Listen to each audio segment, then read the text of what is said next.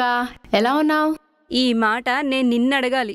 కోట్ల ప్యాకేజ్ ఉన్నవాణ్ణి నువ్వు సింపుల్ గా రిజెక్ట్ చేశావు.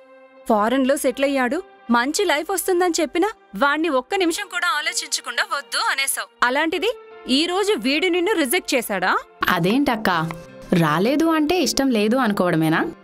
పక్కన పెట్టాడనే అర్థమయ్యాక కూడా మరి ఇంకేం అనుకోమంటావు? పనుంది అని అర్థం చేసుకోవచ్చు కదా. ఏంటే నీ పిచ్చి?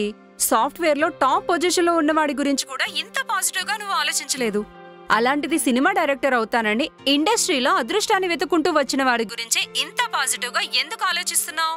అసలు మన స్థాయికి తగ్గ సంబంధమా చెప్పు? ఫస్ట్ టైం చూడ్డానికి రానివాడు ఇక నిన్ను జీవితాంతం చూసుకుంటాడంటే ఎలా నమ్మమంటావు? ఎలా నమ్మాలి అంటే నా దగ్గర ఆన్సర్ లేదు. ఎందుకు నమ్మకూడదు అంటే మాత్రం నా దగ్గర ఆన్సర్ ఉందక్క. వస్తానన్నవాడు నన్ను చూడ్డానికి రాలేదు అంటే తను చేసే పనిని ఎంతలా ప్రేమిస్తున్నాడో అర్థమవుతుంది కదా.